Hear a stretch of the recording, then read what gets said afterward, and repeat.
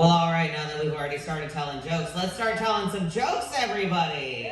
I am so sorry to have stopped your dart and pool tournaments. Those did look like a lot of fun. I feel especially bad about stopping the guys playing pool because there's nothing I love more than some guys who know their way around balls. I don't know, those are just my favorite kind of guys. Hey! Right, so, I figured I was going to go with the theme for tonight. The theme is we're all here in Eugene tonight. We're going to be interviewing some local people in the Eugene scene, making big things happen. So I'm going to tell you about some of the little things that I've been seeing on the streets of Eugene. So, the other day, I was riding my fixie through campus after hanging out with my friends, getting crossfaded, listening to some albums, right? Just hanging out, doing what young people do. And then I'm riding my fixie through campus late at night, and I see a campus security officer, a school cop, leaning against one of the newspaper boxes reading The Insurgent. And so The Insurgent, for those who don't know, is the local communist rag. It's just like every other page has some bit about how all cops are bastards. And he's just like, I wonder what the kids who hate me are up to these days. I love Eugene because it enables me to do the two things that I love the most in life, which is having just really atrocious hair and being crossfaded at all times. That's part of why I decided to move here. Who here is actually from Eugene, born and bred? All right, we got a few. I'm sorry and thank you. Thank you for letting me live in your little city. I love it here so much. It's nice, it's bikeable, there's public transit. I can get anywhere I need to go 3 PBRs in, which is how I need to do my day. So I like Eugene for those reasons. There is one problem I have with this town though, is it's the restaurants, right? I don't think enough of the restaurants in Eugene are fronts for the mob. There's just not enough drug money laundering in our restaurants. I think the best pizza in this country is made by a nice old immigrant lady who pretends she doesn't know what little Giuseppe is really up to. And we just don't have nearly enough of that because they just sell the drugs at a store here. You go in, it's a nice, clean, Starbucks-like environment in there to go buy your drugs. Although I have noticed there's one issue I have with the drugstores around here, right? I feel like they are some of the slowest ATMs I've ever used. Like, why are the machines sampling the product at all of our dispensaries around here? That or it's just some of the busiest ones that there are. So some other things I've seen on the streets of Eugene, cars that I'm shocked are running. I know that they're still running because I take a pretty regular route to work and I see them moving parking spots every other day or so. So they're still moving, but I am shocked. I saw a lady, I love this one so much. If I had the ability to just show you this picture, it is bright pink. Everything in it is bright pink. It's got a big bad bitch sticker on the side. Even the hubcaps are pink. You've seen this. If you look in, it's got the pink leopard print, steering wheel covers and the fuzzy dice. So if you look, she's got a sticker on the side for her Venmo. So if you want to help the bad bitch mobile get a jump when it's clearly going to need one and fix a flat tire, which is clearly going to happen, her Venmo's right there. We gotta take care of each other. Another thing that I've been seeing, which is not so shocking because we've had a mild winter. Thank you, climate change. We're here to have fun. So the other one that I've been seeing though is nights when I am in 5 layers up here and 3 layers down here, just trying to keep warm. Is all those guys in their shorts. I have never understood the guys in shorts, and it's always, it's around here, so they are college kids, so they've got their nice designer Nike, what look like essentially pajama shorts to be walking around. I did a semester back at community college a few years back, and I think the most important thing I learned at community college was that socks and sandals, totally okay. I've been having some fun experiences though on my nice little jaunts around. I've been feeding the birds I've been feeding the crows in the local park. I just got like my little baggie of peanuts and I pull over on my bike and they're getting to know me, right? They're getting to come up and be like, ooh, nice. But I've accidentally started some turf wars. You see, because there's also some seagulls in the same park. And I throw the peanuts down and all of a sudden it is a war zone. So that's been exciting, you know. I sometimes wish I could call into work and be like, hey, I've like gotta watch these birds. Like, there's something interesting going on here. I don't really want to go deal with customers today. I've been dealing with a lot of customers recently. I work in food service, grocery specifically, so we just got through our Christmas season, which is Thanksgiving. We have a walk-in freezer full of birds, but these ones are dead and plucked and ready to be baked to absolute dry garbage shit by somebody who only cooks turkey once a year and so does not know what they're doing. It's a real waste of a bird, and we just endorse this every year. And so I've got this giant walk-in, which is floor to ceiling, just boxes of turkeys. And I have had nightmares where I'm in a labyrinth of just boxes of turkeys on all sides and being chased around by this giant minotaur creature. There's a big guy in a loincloth, but he's got a big turkey on his head. It's horrifying. It's not a good time, but thankfully that does not actually happen. That's only in my dreams. Thankfully. Pretty sure those aren't real. Where we're going. The other one is, see, a lot of those kids are going out to football games. Any of you ever have to drive anywhere in this town after a football game? Like, half of the city just shuts down. Like, I wish we could put these people on a train. Oh, I didn't say that. I didn't realize how that sounded. No, but like there's a parking lot outside of town instead of blocking where I need to go to get to fucking Panda Express, okay? Like, honestly, you're in my way. I used to live over in that neighborhood. I actually joined those shambling hordes recently. I actually went to a football game because I have some of those out-of-towner parents driving up their painted-up duck-styled minivan. And because I just gave in. They had free tickets, and I was like, am I actually better than people who go to sports games? I don't think I am. It's very similar to the way I feel about people who go to church constantly, right? They just seem a lot happier than me. There's just something about getting into a big room with a bunch of people singing dumb songs once a week that just makes people a lot happier than I am. So I gave it a shot, and you know what? It got to me. It got to me. There was a split second there where I forgot that I was one of those commies regularly reading The Insurgent, because the Star-Spangled Banner was playing, and it was beautiful, and I cried. One single manly patriotic tear slid down my face, and then I was like, wait, shit, who am I? I'm somebody who yells, oh, as long as I possibly can. Let's see. The other thing that I saw a lot was we got a lot of nice murals. Does anyone have a favorite mural in town? Mine is that one, the black and white one with the guy, and he's like walking down the street. I've nearly walked into that thing like 3 times. It's a good alleyway. It just looks like somewhere I want to be. But this is where we are instead. Woo! So I would like to welcome to you all the host of our night, Temple the Bard.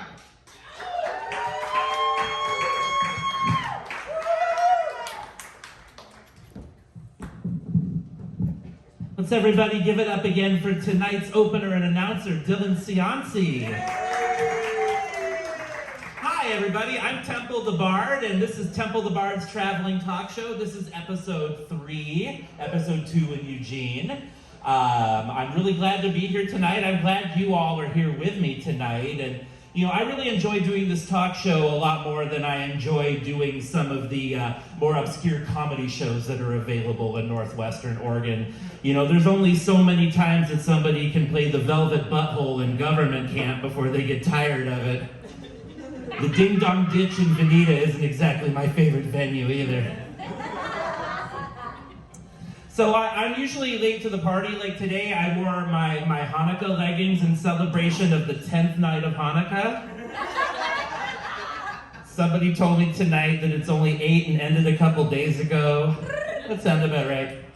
I showed up to my good friend's Thanksgiving party this year. You know, I got off of work, And I was thinking, oh, right on, we're gonna have a nice little thing. I'm gonna like smoke a joint and drink some beers and play with the dogs. And I walk in carrying a 6-pack in one hand and some barely concealed cannabis in the other. And it's just like, yeah, we're gonna have a great night, everybody. And I walk in and like there's like 12 people dressed up in nice clothes sitting around a table looking at me like, why are you late and why are you dressed like that?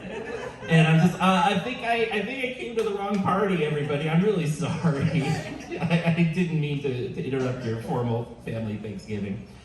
And so then I went to a different Thanksgiving party, which was really great. It was some really non-traditional food. We had like apple chutney and beets that tasted a little bit like Korean barbecue. It was like a really good one. And then afterwards, somebody's like, all right, and now we're going to talk about land acknowledgements and like, the indigenous peoples whose land is stolen that we're on, and we're gonna have a presentation about how to be of assistance to some of these communities, and that's an amazing thing.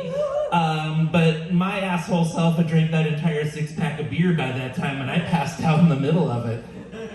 So I wonder, like, do I get leftist cred for being at the presentation, or do I lose leftist cred for passing out and snoring through the second half of it? I'm not really quite sure at this time. Inquiring minds want to know, but also don't.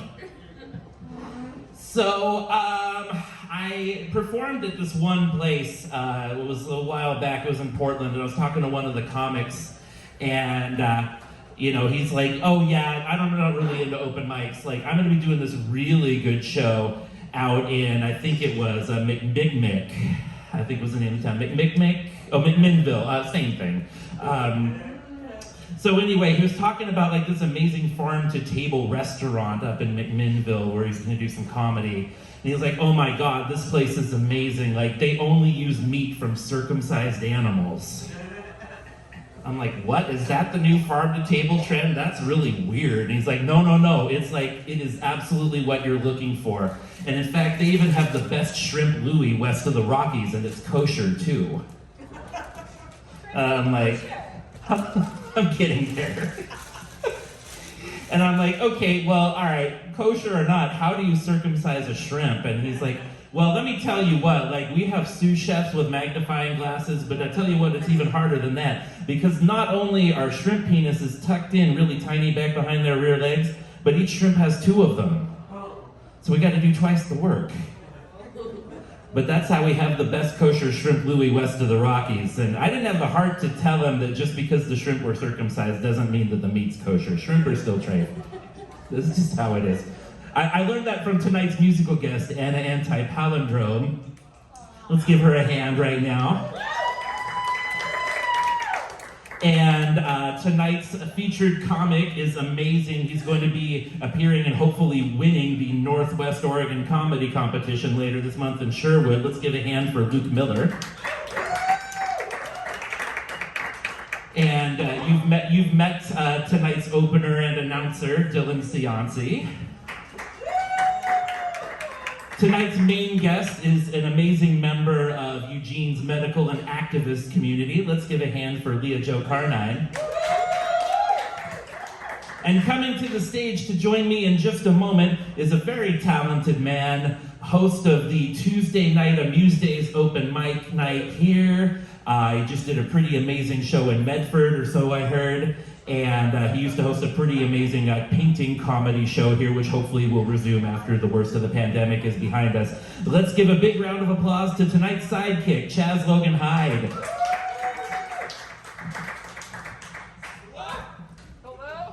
Hello all, how are you doing? Great?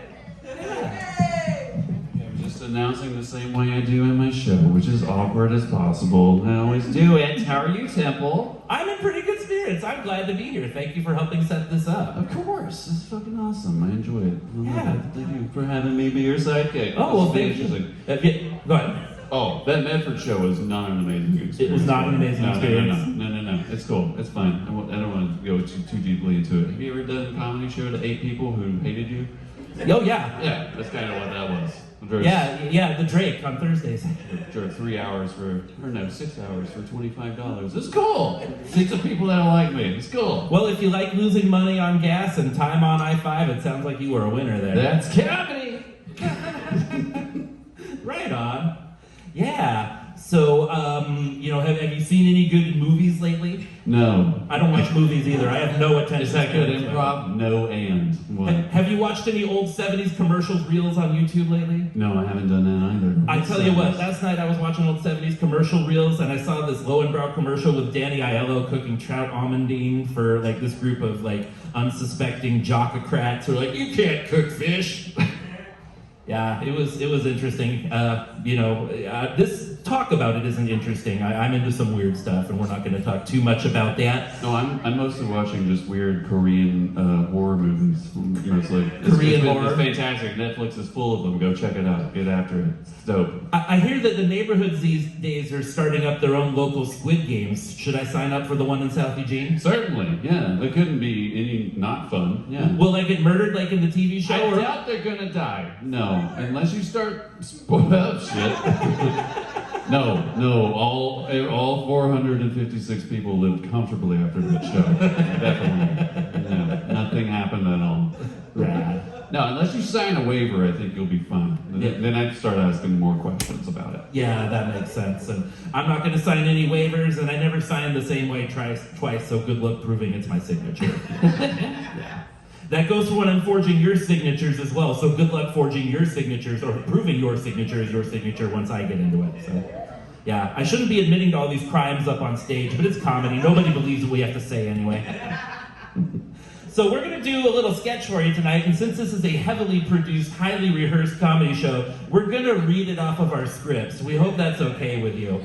So we want to call back to the stage Dylan Seancy. And we would also like to introduce one of Eugene's hottest new comics, having hit the scene recently. He's funny, he's light, he's dark, he's quirky, he's fabulous. Everybody give a big round of applause for Sean Kay. Hot shot to the stage. That almost rhymes. I tried. Listen, that's cool. Oh yes, this is perfect. I don't want to use my phone. I'll shut up now. Sorry. I'm loud. I'm loud. I'm really loud. Okay. All right. So the setting for this sketch is we're here at a corporate business meeting.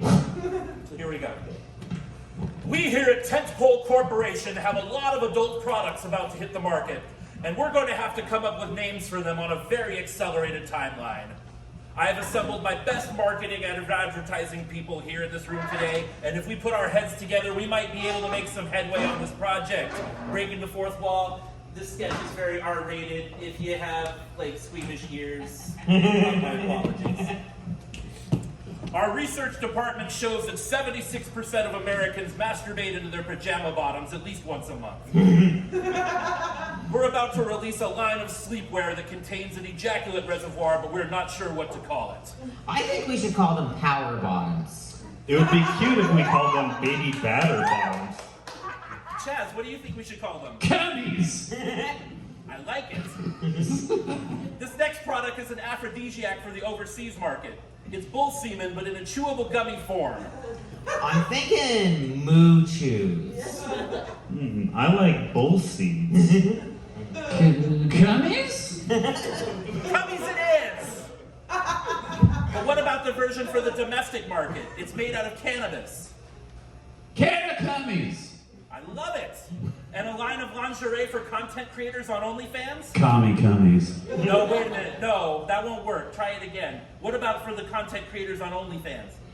Cami cummies. Tammy Cummies, yes, that's great. And what about Kimberly Guilfoyle's signature bra and panty set and Kim Kardashian's line of flannel sleepwear? Kimmy cummies. Yes! I love it. The only thing is, why am I still paying the rest of you? It's because we have a video of you naked and drunk at the Christmas party last year. And we know where the missing tray of carrots ended up. Carrot cummies. All right, that was embarrassing, and you can expect another grand of hush money in your Christmas bonuses if we can finish naming these new products. We're branching out into the UK and looking to partner with some rock stars to promote. Who do you think we should work with? Oh, the Rolling Stones are always a winner. I hear Oasis works pretty cheap these days. Coldplay cummies. Yes! This is excellent. All right, we're almost home. Our last new product is a vibrator you can plug into the USB port in your car so you can pleasure yourself on the down low while you're stuck in traffic. I'm thinking that's the vehicular vibrator. What about rush hour rub out? Chaz, what are you thinking? Boss, I don't know. I'm kind of stumped on this one, honestly. That's the end of the sketch, everybody. Just give it to me. I was supposed to have an applause sign, and I could have made that. Just for reference, the cummies thing. Okay. Sometimes when I invite people on stage, I do a thing where like, next person coming to the stage, and then I just got a little blue collar with it at some point when I was a little inebriated, and I just kept saying cummies too much. People yell it to me in the street now. I'm one of those people. You are? You drove by in a car and yelled it at me, and I was like angry at first, but then I was like, oh, I get it. No. Emily laughed. I must know that person. So basically, to some of you out there, it's like, oh, okay, that's some mildly ribald, needlessly X-rated humor, and to some of us comics here, that was very meta. Very, very meta. Awesome. Yeah, so I think it's about time for our interview guest to come up to the stage. Our next guest is an amazing member of the medical community, serves hundreds of low-income, no-income, undocumented patients, has been an activist spearheading campaigns in Oregon, New Mexico, Arizona, has just been an amazing, amazing member of the human community in general. Let's everybody welcome up to the stage on this mic right here, just grab and join us, Leah Jo Carnine.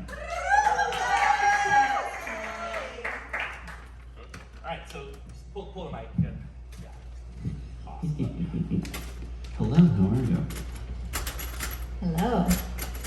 Thank you for joining us tonight. Thank you for having me. Yeah, we're glad to have you here. You're certainly one of the short list of guests I wanted to get on the earlier episodes of the show. Yeah.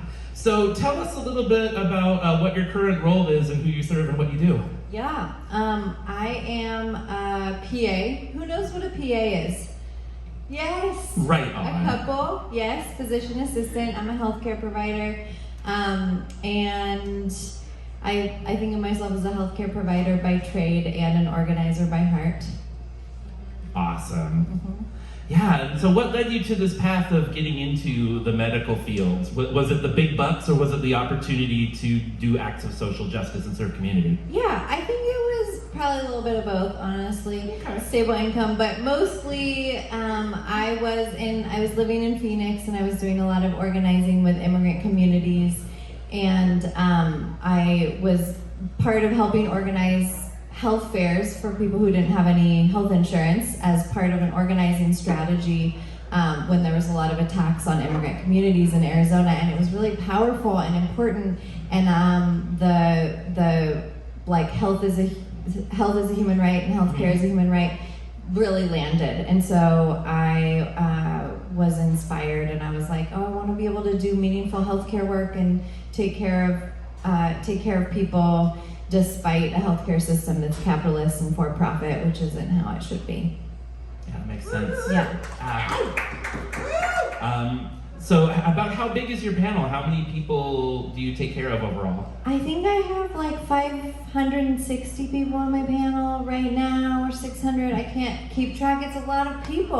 Wow. Yeah. And you told me you serve a small percentage of people who have health care through their private employer, but most of the people you serve don't have that luxury. How do they access care, and what are you able to do for folks? Yeah, I mostly see working class folks who are on OHP and immigrant people who don't have any health insurance, and we're kind of like the safety net in the county for people to make sure that everybody gets health care. And I love it. I've always worked with people who don't have access to good health care, who are the best people usually. And it's a lot of just kind of navigating an oppressive system and trying to support people in getting what they need and practicing harm reduction, because everybody's doing the best they can. And yeah, up against a lot most of the time. Yeah, I mean, I know that when I was providing healthcare navigation, there were certain patients whom, if I could find them a friendly, caring doctor that would take the equivalent of OHP, Medicaid or Medi-Cal or whatever state, whatever state one's in, it could change their lives. Do you by chance have a story or two you could tell about how you, anonymously, of course, names changed to protect the innocent or guilty, hippopotamus, etc. Do you have a story about maybe how some of the work you've done has meaningfully impacted somebody's life? Sure. Yeah, I can think of one person in particular, but honestly, the day-to-day, it's like tiny things. It's like I feel a little bit better on this antidepressant, or my blood pressure is in goal. Things like that, honestly. But I had a patient in Albuquerque who was a transgender woman who was an asylum seeker who got asylum and was able to get on Medicaid in New Mexico. And they don't have OHP here. Medicaid here is pretty good about trans care. Albuquerque in New Mexico, it's not as much, so it's kind of still early fights. And I was kind of navigating and trying to get her to get bottom surgery. And I got a text 6 months ago that it finally happened, and they paid for her to go to another state because they don't have surgeons who do that in New Mexico, and put her up in a hotel, and all of these things happened, and it was super incredibly rewarding. But honestly, most of the time it's tiny victories, because the systems of oppression that are operating in people's lives are such that it is hard to have big wins that often. I've seen it over and over again, where having a physician's assistant or a doctor who will actually listen to a patient's concerns, work with them as opposed to try to discount them and meaningfully fight to give them referrals, not only saves their lives physically, but saves their lives mentally, makes them feel like they are worth the care, because a lot of times people who are beaten down by oppressive systems don't feel a lot of self-worth after going through multiple indignities, and to encounter somebody like you who listens and cares and goes to bat for them is an absolute lifesaver. Oh, Temple, thank you. I feel like Temple gives the best pep talks for my job ever, because sometimes I'm so oriented to systemic change, and I feel like I'm putting band-aids on waterfalls of wounds of what people are dealing with in this world. And so Temple gives me pep talks about how the individual interactions are really meaningful, and it's life-saving for me to do my work well. So thank you. Thank you. And I know you've got a panel of over 500 people, but once I found out that you actually accept some patients that aren't on OHP, everybody, this is my new doctor. And I wouldn't be alive today if I didn't have amazing medical providers that listened to my needs and worked with me as opposed to discounted me. I never would have had a chance to be my transgender self. I never would have gotten the mental health care I needed to stay sane and stay functional in this world. And so I just feel very grateful to have you on my healthcare team now, above and beyond my social justice conspirator team. Yeah. So I think what we're going to do is I created a little quiz for funsies, and I'm going to pull a little quiz here. Oh no, I left it in my purse out at the table. I gotta get it. Is there a piece of paper in there? Oh, you're bringing it to me. Thank you. Also, just full disclosure, I was like, why do you want to interview me, Temple? I'm not funny, and this is a comedy show. And the way that Temple got me here is a treat that we're going to have in a minute, which is a song. So we're going to play, and also the game. Yes. Those were the catches. I was like, okay, there's going to be a game, and then there's going to be a song that Temple wrote, and it's going to be really worth it. So here we are. Okay, so we're going to play the game. This game is sort of modified from one of my jokes. It's called Prescription Drug or Oregon Town. And I'm going to read you the names of either prescription drugs or towns in Oregon, and hopefully I won't mispronounce either. And then you will guess whether that is a town or a prescription drug. Okay, just clarifying question. Am I the only one playing the game, or are we playing? No, you're the only one playing. I'm the only one. Okay, you all can't help. Unless you want to face off with Chaz. I'll put my guesses in, sure. Okay. All right, we'll face off with Chaz. Okay, here we go. Okay, the first one is Tualatin. Oh, that's Town. I think that's a town too. All right, you're both right. It's a town. Okay, cool. All right. Imong. Oh, hold on. No, I read this wrong. Imavig. That sounds like a drug. That could be a town. This is based on the last one. All right, it is a drug and not a town. Leah Okay. shows up by one. All right, this one's easy. Ativan. Drug. I haven't lived We here. all know Ativan. Oh, Yeah, that sounds Panic, familiar. come on. Yeah, drug. okay, that's a drug. T-guard. Drug. T-guard. T-guard. Like a T-guard or... I can't tell you that. I will give you the answer. It sounds like a kitchen appliance. I guess drug. I guess. T-guard is a town. It's a town. Tiger. Tiger? It's Tiger? I know it's really Tiger. At that point. Hey, look, I'm right here. You people pronounce Philomath Philomath, so I can't be down with this. Y'all got this wrong. T-guard, I was like, that could It's be a Tiger? drug. Really? Tiger. Okay. All right. So Leah Joe 3 points, Chaz 2 points, Temple -1. Okay. Belbuca. Ooh, town. Drug. That'd be awesome. That's a drug. What? Belbuca, dude. I don't know. Yo, I work with people on OHP. I can't prescribe these like fancy brand name drugs. I don't know. All right, we have a tie. The next one is, oh God, that one's too easy. All right, I'm doing it anyway. Veneta. Oh. Yeah, it's a town. It's Everybody too knows close. Veneta. It's too close. Yeah, too close. Crestor. Drug. That sounds like a town. Definitely a drug. Crestor is a drug. I know. Cresswell. That's Creswell is a town, yes. Okay. That was a trick one. Floristore. no way. Hang on. You said Florida store? Florida. No, I owe them too much money. I had to give them a free promo. No, Floristore. Oh. Florida store. That also feels like it could be a brand drug. But then I could get busted because you could be mispronouncing Oh, of course. in town. So it's hard to say. It could, Yeah. I guess it could be Florastor. I'm going with drug. You're going with a drug? Yeah. With town, it's a drug. All right, we're getting to the end. I'm probably going to screw this one up really bad. Molalla. Town. Town. Yeah. All right. Neurontin. Drug. Yeah. Right. Yeah, that's a drug. All right. But just for the record, you are using brand names, and that's really hard because we usually are You using usually the generic names. Yeah, but Well- that's okay. I forgive you because the drug names sound closer to. I spent like foreign 10 sounds. minutes in a Google search to write this. I am a lazy comic. That's how we all prepare for sets too. So. All right, 2 more here. Monmouth. Town. Godzilla villain. Ooh, extra point. I'd love to see that villain. And then the final one is Velveeta. Cheese. Yeah. Right. You were gonna win, but no, Velveeta is not a cheese. Velveeta is pasteurized processed cheese food. I mean, it's good. You heretic. I say drug. That's what I'm talking about. Velveeta will get you so ripped. Trust me, I'm living proof.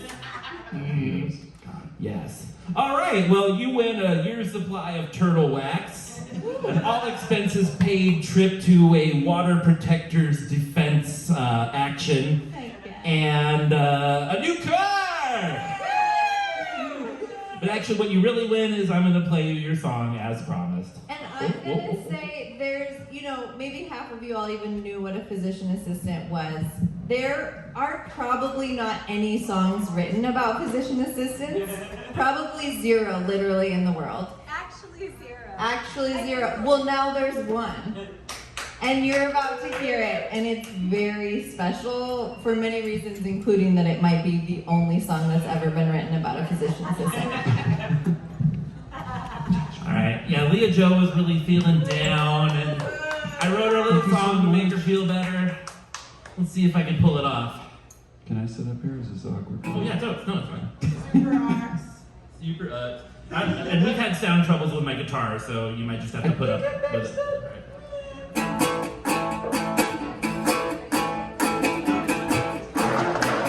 Oh, you're gonna video it even. Okay, I'll start again.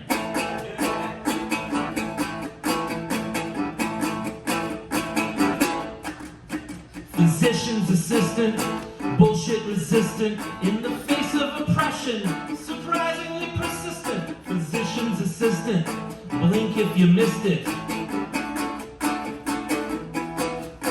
I was dancing in the club and got an ankle injury. Where am I supposed to go? I only have OHP. I can't afford a doctor cause my income's non-existent. But look who's gonna save the day. It's the physician's assistant, a healthcare pro in matching Argyle socks. Down on 7th Avenue, where I buy my rocks. A short walk away from El Buen Sabor. $7 for a blonda, that's one hell of a score. Physician's assistant, bullshit resistant, in the face of oppression, surprisingly resistant. Physician's assistant, blink and you missed it. Lots of secondary trauma, keep a stiff upper lip. When it's time for vacation, epic camping trip. On a hike, only wear Lamb's boots. But when I'm naked on Blair Boulevard, please call cahoots. Ooh, ooh, ooh, ooh, ooh. Playing pinball at Blair Alley, I hurt my wrist. Cause I hit the machine when I got pissed. It turns out I had a distal radius fracture, but my physician's assistant encased it in plaster. Physician's assistant, bullshit resistant, in the face of oppression, surprisingly consistent. Physician's assistant, blink and you missed it. Blink and you missed it. Blink and you missed it. Blink if you missed it.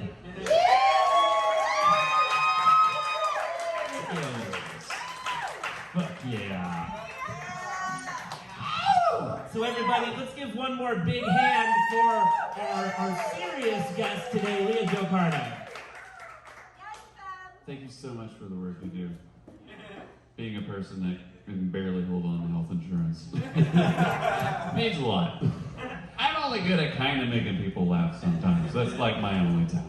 But even when you're not making people laugh, you are amusing people. And so calling your show Amuse Days is a very apt It's description. pretty accurate, I think. Because it's amusing whether you enjoy it or not, I guess. And you're pretty warm and fuzzy and lovable too, whether you see it in the mirror or not. I try to be. I mean, I know I hit on James Manning on the third so much it's almost a joke. This haircut isn't doing me any favors with the Well, public. yeah, I but don't know. anyway, you're a cutie. Your girlfriend knows it. Oh, yeah, she's sweet. Way sweeter than me. And a Giants fan too. Go Giants! Go Giants!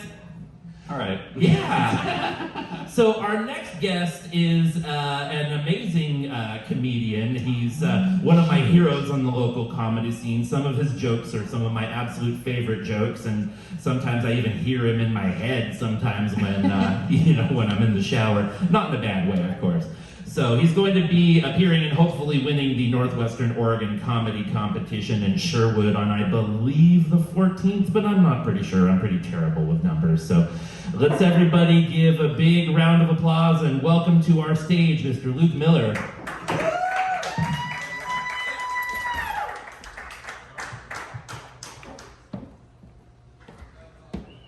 How does it feel to know that the high school dropout is following the doctor? Right?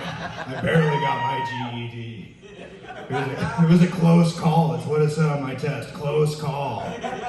It's also what the school counselor said about how many times I came close to committing a shooting. I was bullied. Didn't land well with us, did it? Made everybody real uncomfortable, right? Yeah, it did, didn't it? We're just gonna kind of sit in it as a group, right? Kind of like when you poop your pants, you kind of wait around a little bit, figure it out. Just kind of sitting in the stink at this moment. You farted and hung out in it for too long, right?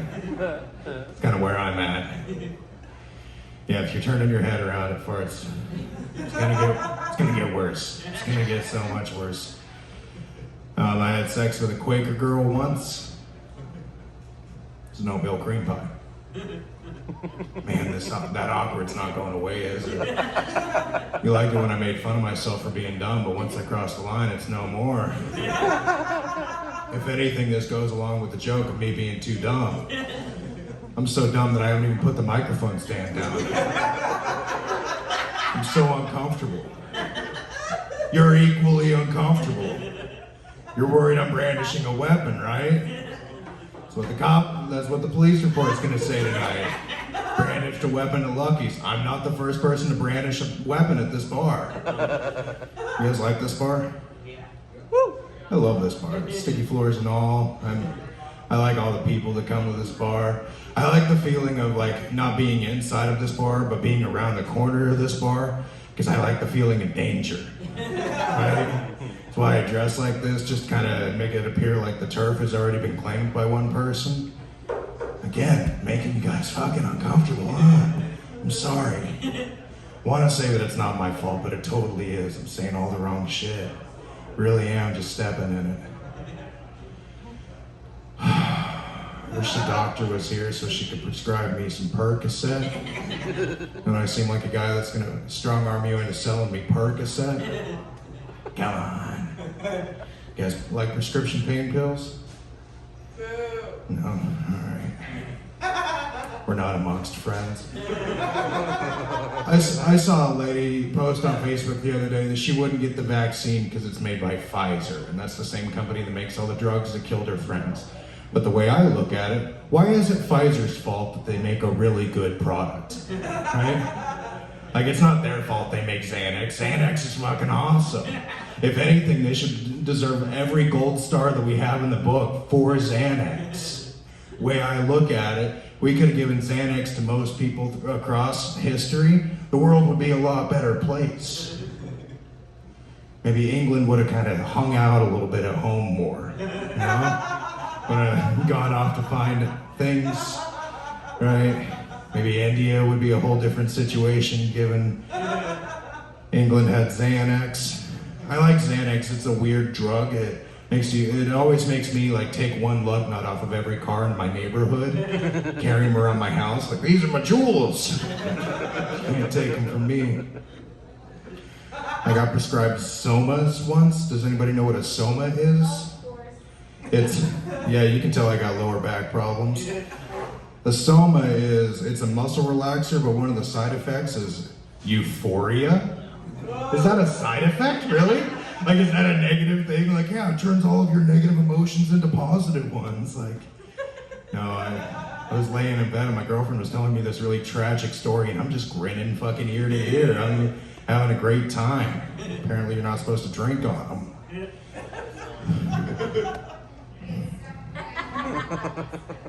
It's okay.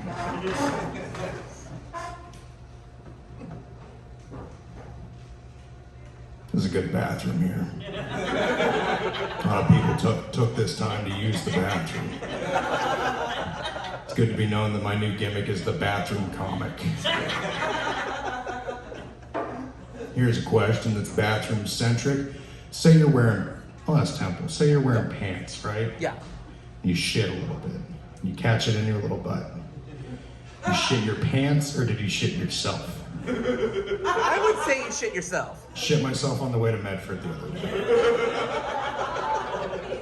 And why is it that every time you need a bathroom to be good, it's not good? Like this public restroom had a cushioned seat and it was warm. A warm cushioned seat. The sun was down. It was nearly outside. Why was it warm? There was a pile of cigarette butts and loose change in the sink. When you turned on the water, it shot straight out. So I just kind of used it to Pooh Bear a little bit and kind of did this whole motion.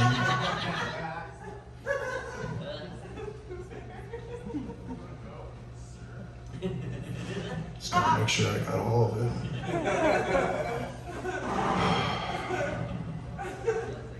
You could beat Casey Anthony in a fist fight, right, Temple? Not a fist fight, but if it was MMA rules, I'd use my legs. You think you could kind of get her and just... I got a good ground game. Yeah, you seem like a fully grown adult, so... She's beating the other side, right? Guess I have a problem with making fun of Casey Anthony for getting away with killing her child. It's her fault. I'll close on this, Temple. Who's your favorite president? My favorite president? Mm-hmm. Oh God, it's Jimmy Carter. Because of the lips? The, Well, I imagine him like getting stoned and listening to Led Zeppelin and being on the down low about it. yeah, kind of hanging out with peanuts, having Yeah. a huge hog. You know Jimmy Carter was swinging hog. You don't go out and start a career as a peanut farmer if you don't have a massive hog. My favorite president is Howard Taft because he's the only president that's also been stuck in a bathtub. I'm a bit of a one-issue voter. Took a Xanax and fell asleep, got half dry, half wet. Little penis was out, and my lower back created like a suction to the curvature of the tub, and when I arched my hips, it sounded like a gunshot went off. Two of my friends run into the bathroom. Like I said, I'm half dry, half wet. Little penis is out. I cannot functionally call it a cock. And two of them exchanged money. My friends exchanged money. That means that they were betting on something. I don't know if it was that I was going to get stuck in the bathtub or die from a self-inflicted gunshot wound. This is a bad group of friends. Couldn't have warned me beforehand, like, hey, big guy, we're a stand-up family in this house. All right. I feel like I'm done here, Temple. You're done? Do you kids want to come on up? You guys want to come on up? Keep it going for Luke Miller, everybody.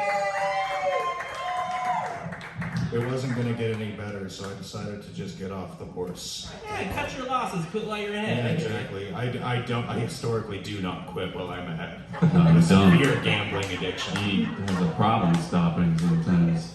My dad, everybody! Give it up for my dad! We need to stop that bit, probably. Yeah, dude, that bit's run into the fucking ground, but we're still doing it, People but starting to think that. I did have an itch the back of his neck is softer than you would expect. Yeah. I take care of myself. Do you use like a different shampoo for the hair on the back of your neck than you do like on the sides of your head? Maybe. Feels like a bucket full of puppy I'll ears. never tell. It's my secrets. Takes a lot to look this average. Did you fuck a bucket full of puppy ears? Wow. Sorry. That does sound good. I don't He fucks know. cats. He fucks cats. No! The puppy ears would dry up in the bucket, so they wouldn't be as soft as you'd think. It'd be more like those chicharrones, except not fried or de-haired. They're fresh. Yeah. I do love a chicharrone. Yeah, seriously. Yeah, I went down looking for some chicharrone one day, but I found out that my MasterCard was maxed out, and even if my Visa was on me, it wouldn't have worked because they don't accept payments through they don't accept payments from sex workers and stuff like that. So yeah, it's like trying to get on OnlyFans. You got to go get like a green dot card or some shit like that to support your content creator. And yeah, so I had no chicharrones that night. It's a shame they weren't free chicharrones. Oh Lord. Jesus Christ. No, sex workers got to get paid. It's important. I'm not trying to be problematic up here, at least not any more than I already am. Hey man, I'm talking about chicharrones. Yeah, that is pretty edgy material there. Yeah, no, seriously. Yeah, sorry my pork rind material crossed the line. I'll try not to do it. So I gotta say, these two gentlemen here have been so kind to me in regards to breaking into comedy in Eugene. When I got to town, I mean, after the worst of the isolation of the pandemic and finding that the comedy scene was open and getting to do open mics hosted by, these talented and warm gentlemen whom they weren't like, get out of here, you newcomer, you California scum, go back home where you belong. They're like, hey, here's a chance, be funny or not, We just said all that stuff behind your back. Yeah, but I'm None used of to the people face to bringing it face. to my face, so this is like a refreshing change. The Oregon's very similar to the Midwest, where we'll be really nice to you, but when it boils down to it, we fucking hate you, Temple. I know. I did wake up that one time out of Slice after I passed out drunk with "Bless Your Heart" tattooed in between my shoulder blades.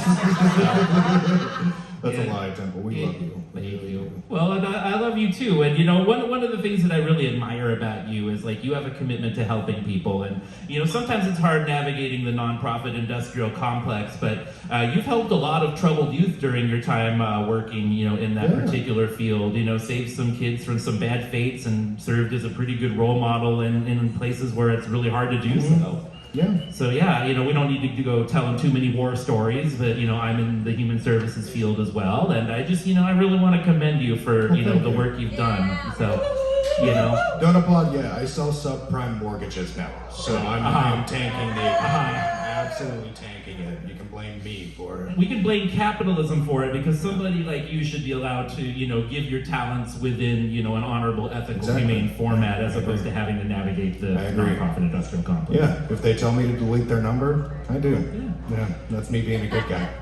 So let's talk about the comedy industrial complex. How did you get involved in this sordid profession? My brother and I were. My brother's also a comic. / drag queen / impressionist / compulsive liar / narcissist.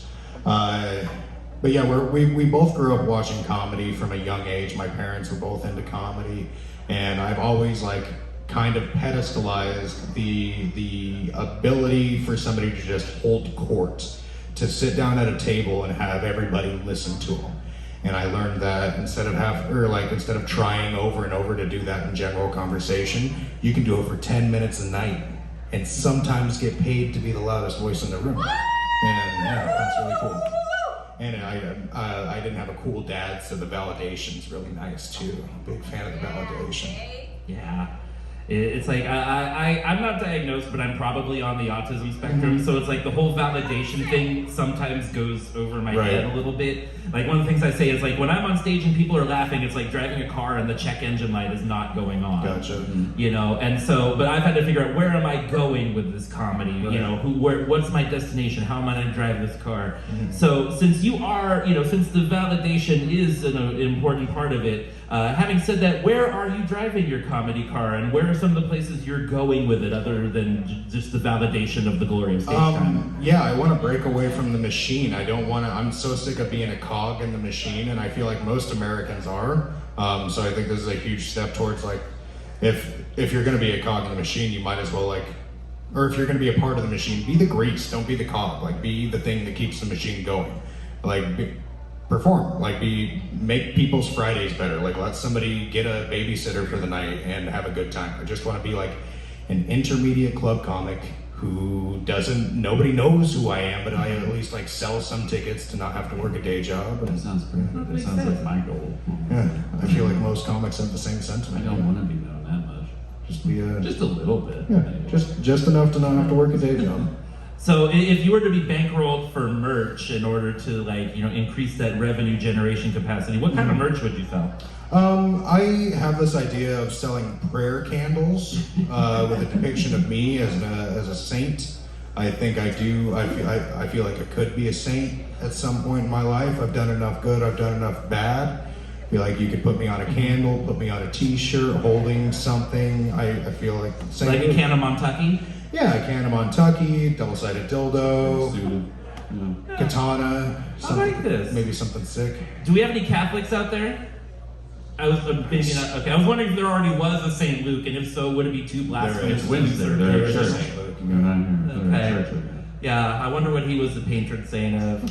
There's a lot of cool, weird patron saints. There's a patron saint of smelling bad, even it's, Oh my God! I need to know who this is and leave an offering on their I think altar. it's, I think That's his my name's jam. Ponticus, the patron saint of Saint smelling Pit bad. Sniffer? Butchers too. Butchers? Yeah. There's supposedly a patron saint of the internet as well. I don't know quite how that came about. Huh.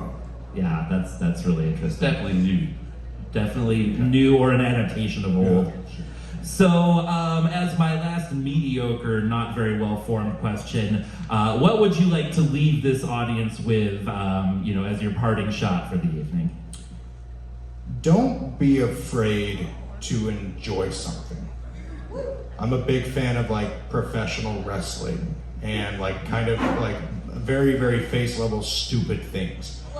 Allow yourself to have fun. Have a little fun. Enjoy something. If something's stupid, let it be stupid. It doesn't have to be smart to be fun. My shit joke was fucking great. None of you liked it. None of you liked it. What I'm getting at, just have a good time. It doesn't have to be smart. Right on. Well, that's pretty good. And, you know, not having to focus on smartness doesn't get into that whole sapio fetish bullshit, doesn't get into ableism. It's, you know, it unifies the playing field. So, Pseudo-intellectuality and comedy, pseudo-intellectuality and comedy do not mix. You can't have smart people. You can't have too smart of comedians. You can't have too dumb of comedians. We have to be normal folks. yeah, and this is why I will never make it in comedy. Too smart. Too smart, too not normal. But you know what? I'm hosting the live talk show in this town and enjoying every minute of it. And I enjoyed Luke's set. Let's everybody give a big hand for Luke Miller. Thank you, Daddy. You were great. Awesome. I'm proud of you. Yeah. Wait, it's supposed to go the other way around, I think. Something like I'm that. proud of Like, me. or something. you've got the microphone cleaning technique. When I'm hosting the mic at Slice, I'm like, sniff, sniff, rub, rub, here we go, next, let's move on. I'm watching this clock. You are going to get the light. It's somewhere between 3:59 and 4:01. I'm meticulous. I'm a master at, no, I'm making it up as I go. But I am figuring it out pretty well. Just over here. There we go. Perfect. Tonight's Mumble is sponsored by Mumbletown. Chaz Logan Hyde's Mumbletown, the only dispensary where nobody knows what anybody's talking about. Expert. Do you think I had a mask on? I didn't. But I talk like that anyway. It's my talent. So our last guest tonight is also within the activist organizer community. She's also an amazing artist, visual artist, placemaker, event organizer. She has toured all across this country and Canada performing her music. She's going to do a brief set for you tonight, but before that, it's the interview portion. Let's everybody welcome to the stage Anna Anti-Palindrome.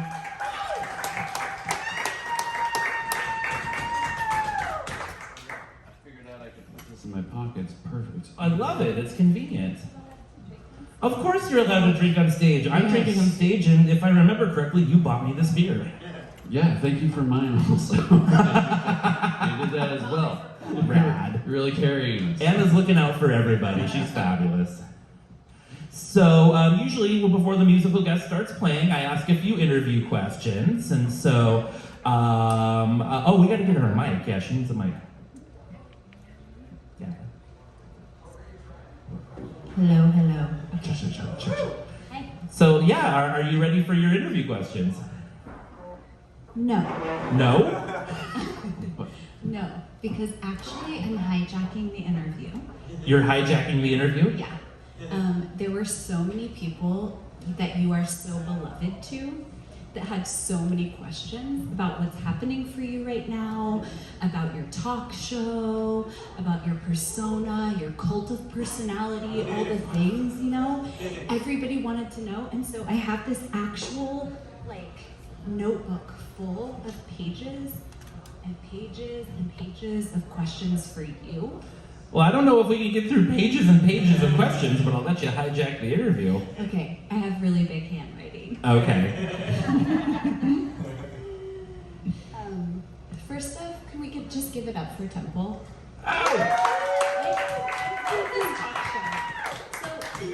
So my first question actually is, in talk show land, how long have you been running this talk show? This is like your second talk show in Eugene. Yeah, this is the second Eugene Okay, episode. But tell us more. Give us backstory. Well, I was a booker of shows in Sacramento. I'd book a lot of music, and I would occasionally dip into comedy and other things. And I took a comedy class, and I from Keith Lowell Jensen. You might have heard him on Spotify. He's a good mid-level comic, and really fabulous person. Mid-level? Oh my God! Intense. I know.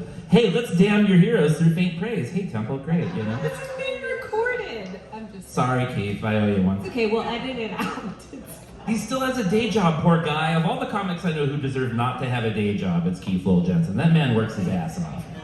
So anyway, I asked hey, is it okay if I just book my own live talk show? Because that's sort of my jam. I didn't really want to do stand-up so much. I want to do a talk show. And he's like, hey, if you're booking it, you do what you want. I'm like, I'm not going to get ostracized for not paying my dues. He's like, no, you're a booker. You do what you want to do. Just don't be a jackass.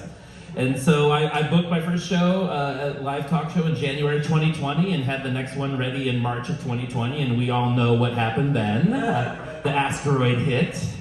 And then we fought the aliens, and now we're here today. And so, yeah, that's the genesis of the talk show. Before that, I had a radio show, which was like a variety show with comedy and music and sketches and things called Tentpole the Bard's Hour of Maximum Novelty. What did you do? What station were you on? That was on KUTZ Sacramento. Oh, okay. Yeah, and I did 10 episodes. And a mass hijacked station. No, I found out that Pirate radio. it was an LP station, and it was on the wrong side of the river, so the way the geography was, absolutely nobody could hear it. So I put 20 hours into each production episode for 0 people to hear it. It was kind of But disheartening. on archive.org, Yes, there may or may not be. yeah, they're on archives.org if you want to do a deep dig. That's how I'll I go know. there. I'll look Yes. at it. Yeah. All right. Good. Alrighty, okay. Well, that actually made me want to ask different questions, but I'm going to stick to my list. Okay. And I'll ask you later, and maybe film them and add them to the comment section. Okay, sure. Okay. If you were a kind of kitchen utensil, which one would you be? If I was a kitchen utensil, I think I would want to be one of those crank hand whisks. So Ooh, you can bake tell us really why. cool Tell us stuff why. even without electricity, and you don't have to worry about the electrical components burning out. You only have to worry about your own mechanical, physical components burning out. And I just always thought those were really cool. And keeping in the tradition of our very ribald evening, they're also usable as sex toys if you have the right covers for them. Does a refrigerator count? As a kitchen utensil? Yeah. Would you be a refrigerator, Chaz? Yeah, it's inviting on the outside, but cold on the inside. Oh. Yeah, that suits. That I suits. think that there is like a deviation though between like appliances. and Utensil does utensils. sound smaller. Yeah. I just think there's a power dynamic that we need to talk about. Well, that's fair. All I can say is if I was an appliance, it would not be a toaster oven. Oh, no, No. it wouldn't. Okay, if you were an appliance, which appliance would you If I was an appliance, I would be a 4-slot toaster, not a 2-slot toaster, not a wide-mouth bagel toaster, but a traditional thin restaurant quality anodized aluminum 4-slot toaster, preferably Hamilton Beach. This, So specific. Very specific. I mean, this is why people ask these questions. Inquiring minds want to know.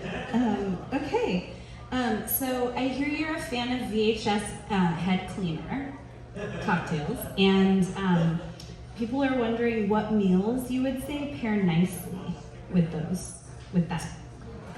Well, I think that some of the best meals you can pair with VHS head cleaner would be a double Scorpio chicken, Marrakesh Carne Rush, and basically popper popcorn is another one that's more of a snack. But realistically, I don't do that anymore. I used to do poppers a certain time, a certain place. I don't want to get too deep into it, But yeah, it's like my VHS head cleaner joke has bombed how many times here because nobody fucking does poppers except for like gay men. So many. So many. It's bombed so many Yeah. times. Yeah, it's Also, I bombed. love it still. Yeah, she loves me for my jokes that bomb. Someday I'll be able to do It's like comedy to why a I crowd of love gay her. men. It'll kill. It's the reason I love her. Aw, No, not the reason, but one of still sweet. Okay, can we move along? Yeah, sure. You're being so diligent. Okay. I'm really proud of you. Thanks. So lovely. I have a Okay. question too, but Okay. I'll sneak it in there. That's fine. Okay. Okay. I don't You're in the appendix. the appendix. Okay, good. Yeah, I think I know how books work. So you're actually a musician yourself, Yeah. which we saw with the physician's assistant piece. Mm-hmm. But I'm wondering if you can give us like a quick tour through the genres of music that you've played. Oh, I've been in punk rock bands, electronic bands, improvisational bands, country, folk, grunge, hardcore. But more than the genres, I think what matters most is the names of some of the bands I've been in. I've been in the Piss Ants, I've been in the Snot Rockets, I've been in Collect All 5 Genuine French Plastic Pink Gadgets. The Maserati out, yeah, Collect All 5 Genuine French Plastic Pink Gadgets. I'll tell you, we were a 6-piece band and we had a vote for our name. 2 people voted for Collect all 5. 2 people voted for genuine French plastic, and 2 people voted for pink gadget. And so we just said we'll be collect all 5 genuine French plastic pink gadgets, even though there were 6 of us. Yes. I've been in the Maserati alligator. I've been in Forking the hippie. I've been in Be Brave Bold Robot, which is the most successful band I've ever been by a long shot. They're still around. The Cat Monkeys, my improvisational electronica band. Like one of my favorite things is like I found this realtor in the audience and I just went up and serenaded her and I was like, she's an awesome realtor. She will sell your house, sir. HOA all the way. HOA all the way. You know. Rejecting the reminders from so-called cash buyers, FHA all the way. Anyway, you aren't into real estate stuff. I'm really sorry to have bored you with that. But no, I just love to do improvisational stuff, and that's one of the foundations I had leading into comedy, was just getting up on stage, making an ass out of myself for half an hour and not giving a shit. And, translated well. Yeah. Okay, Yeah. thank you so much for that. I'm so sorry I spilled like the tiniest bit of the cider that I have left. Oh, what? No, huh? I mean, I didn't spill it. Who knows who did? It'll make the carpet smell. You got one more question? I have one more question. Okay. This is from Luke. Okay. No, he's back there. Yeah, he's out there. He's out there. Luke wants to know where you were when Jean-Benet Ramsey died.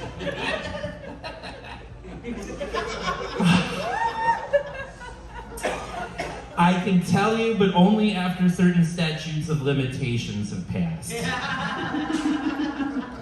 That's for your protection as well as mine. No, it's been 7 years. You could talk. Not everything is 7 years, especially not in Colorado. That's a strange state. Okay. They say what happens in Aspen stays in Aspen, but no, I assure you, what happens in Aspen... 5 years. What? It's been like 25 years. That's 7. You can always tell somebody who's in our generation too, because they like remember Jean-Benet Ramsey. Right? I feel foolish because it's just like it was a sad situation where somebody who did an awful thing didn't get punished, and I can dwell on it or be depressed, or I can think about other things. La la la, shiny thing. This isn't a dystopian hellscape after all. Anybody got beer? Hey, I got a beer. Hey, everything's all right. Escapism for the win. All right. Before we start your musical segment, Chaz, you said you had a question? Just refraining from just other questions I used to ask people randomly. If you could describe yourself as a cartoon character, who would it be? Ooh, good one. Ooh, that is a You're good next, one. by the way. Oh, right on. That is a really hard one. I don't want to waste too terribly much time thinking about this, My but questions are too heavy. I'm really into picnic baskets, so I would probably have to lean towards Yogi Bear. But at the same time, like, there's a part of me that likes kicking ass, so I could really see myself as like Jet from Cowboy Bebop. Oh, Jet's yeah. a hell of a character. He's an ass kicker, yeah. name taker. Oh, thank you so much, neighbor. sorry. Let's give a hand for the impromptu cleanup crew, everybody. Also like chip books, etc. I'm so sorry. Zach loves. And then I think I'm probably gonna mangle this name, but there was a particular character that really touched me. Aren't they called the Shame Monster on Big Mouth? Yeah, the Shame Monster on Big Mouth. It's like I've spent so much of my life in shame and self-loathing and hiding my identity that now I live in a more trans and non-binary friendly era. I feel that like. I feel like I'm in a good position in regards to that and my mental health. I don't have to let my inner shame monster rule me anymore, and that's a pretty beautiful thing. Yes. Yeah. Good job. Awesome. It's a Gorgeous. hard one. Well, everybody, let's give a big hand to tonight's sidekick, Chaz Logan Hyde, who's been an amazing sport, Thank you. a fine comic, and a beautiful human being. And let's give a hand to tonight's interview hijacker, Anna Anti-Palindrome. And is there anything else you need from us before your musical set? You need the instrument mics too, right? Yeah, just a vocal mic, an instrument mic, and then. All right, cool. Excellent. Well, I've been your host, Temple the Bard. Stay tuned for more information about next month's show. We're not quite sure where or when it'll be, but it will probably be, we'll probably have comedians Freeway Farrell and Nick Lanier coming up from Medford for that one. Freeway's got some amazing stories about being a taxi driver and working in adult stores in New Orleans. Nick is a fabulous chef. I'm going to ask him about his creations.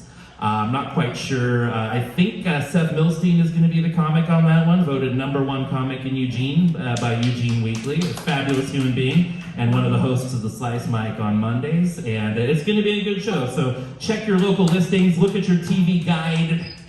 You know, we get that in the mail every week still, right? Sheesh. Sorry. JK. I did it again. TV guide. Can we give it up again for Temple the Bard? Yes!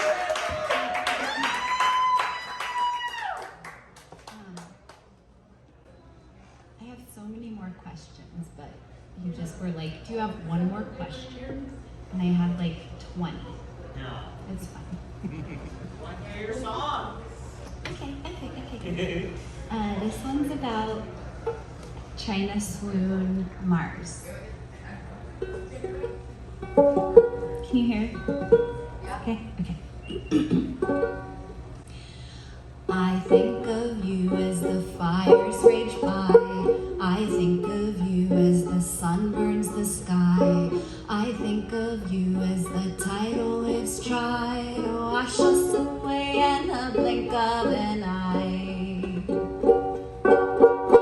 We'll both be okay once I can get away from Earth's overreaction to climate change. We'll build a new life, one of fire and ice. I'll adapt to your ozone of carbon dioxide.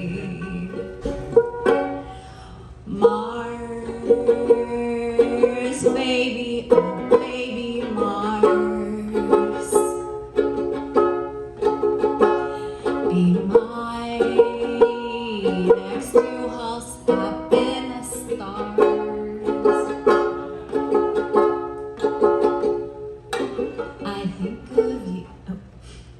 I think of you as the mass shooter swarm. I think of you as the polar cap swarm. I think of you through the earthquakes and storms, the fire, the brimstone, the blood, and the gore.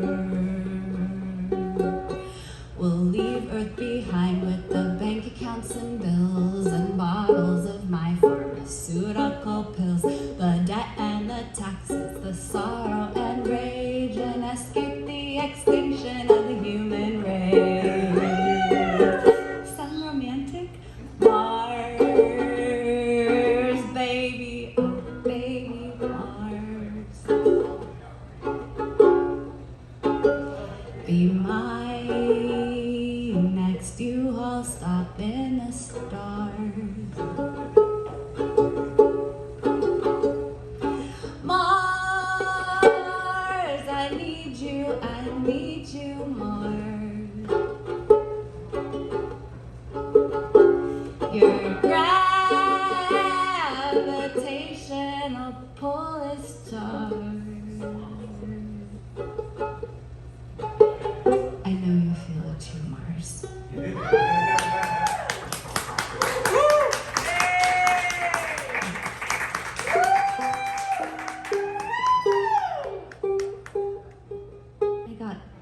I got out of tune like mid-song. That's the thing with these. But yeah. Okay. I just have like 2 more, and one of them requires tempo. Would that be this one? That would be this one. More tempo. Oh, it's cause this.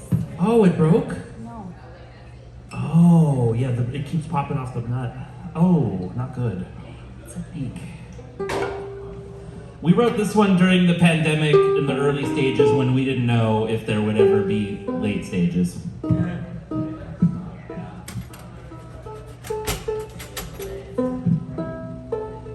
Okay. Usually you would play bass on this. Usually. Okay. Medusa in her headland, Salting soil with glitter. midnight in the garden, Free bleeding and feral. the river Luckey. Piss the boundaries clear. Let your skin and tat your face. Reclaim your body without fear. If we don't heal today, Tomorrow's new. liars bend for the courthouse will Follow you. Ladies of the mountains, you weave Snakes into their like you're on the hair. deck of the Titanic, Rearranging chairs. Get caught in what we've seeded, scrape it Shell with an old like we're spoon. digging an escape tunnel To the center of the moon. If we don't heal today, Tomorrow's new. keep those seeds in your pocket, they'll Get us through. Medusa, please adore me. I have brought you what you crave. The soft butch and the trailblazer. Come on, You cannot resist this, babe. For the river, look on north and south, the smoke will crave. We will sing to those who found this from the So much good style and praise. If we don't die today, Tomorrow's new. good job. Thank you.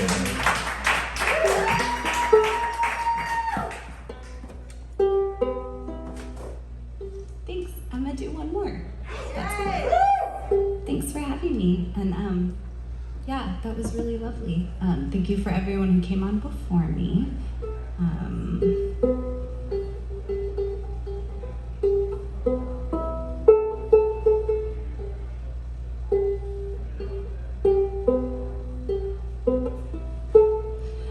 I have a question for Leah Joe, the PA, the physicians, whatever, fancy fans. If you were a kitchen utensil, which one?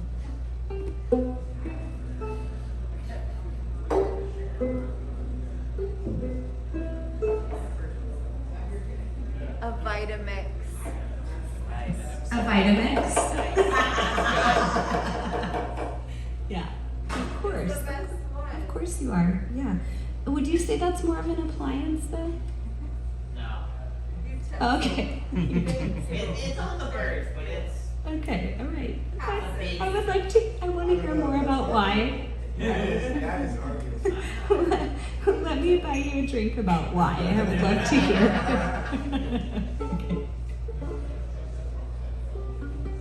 Okay. Okay. This is a song about a lost love. Yeah, my very first queer love, and losing her from like this world. Okay.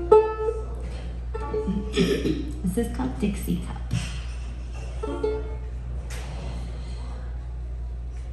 Do you wake up as I do,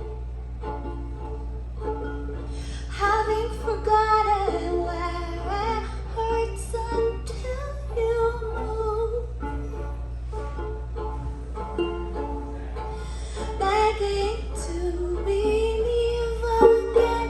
I choke on twilight and pretend the great ocean that once was mine is now someone else's sky.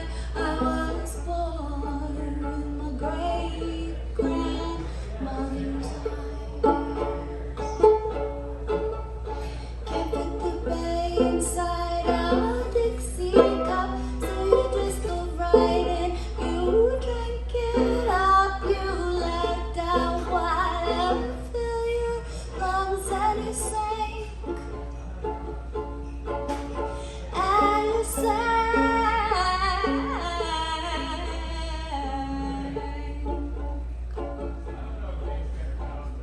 There's a shiver that sways between fury and grace.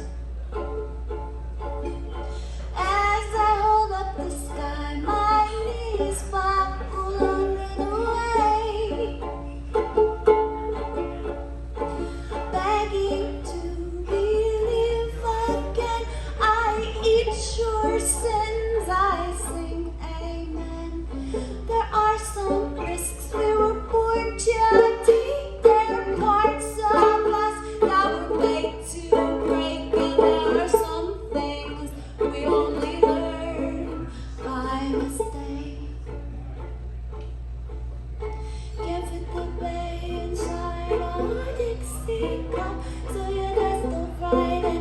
You drink it up, you let that water fill your lungs, and you sing, and you sang.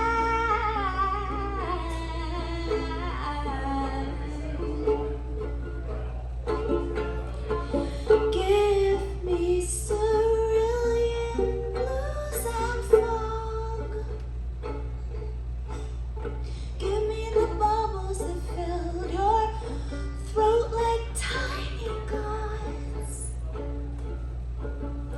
I want your thumbtack tongue and your warm brown pants. I want your whiskey stains and your stone sock plants. I want your hunger, the pangs of which you could not withstand.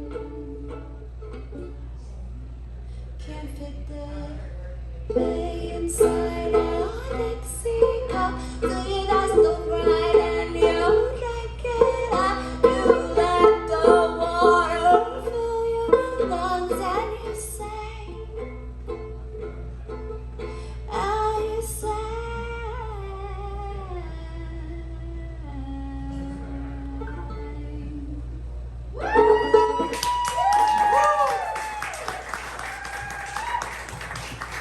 Thanks, Tex. That was real sweet and fun. Thanks, Chaz, and thanks, Dylan. Let's give it up for everybody in tonight's show. Anna Anti-Palindrome, Chaz Logan Hyde, Dylan Cianci, Shant K, Luke Miller, Leah Joe Carnine, and shout out to my co-writer Diana Ramsey, who helped with the sketch and couldn't be here tonight. Stay tuned for information about next month's show with Nick Lanier, Freeway Farrell, and I'm remembering the musical guest is likely going to be James Manning III, which I think is great. Some of y'all know him from comedy, but he's an amazing country musician as well. So, all right, that's the show, everybody. You don't gotta go home, and since we're open late, you can also stay here.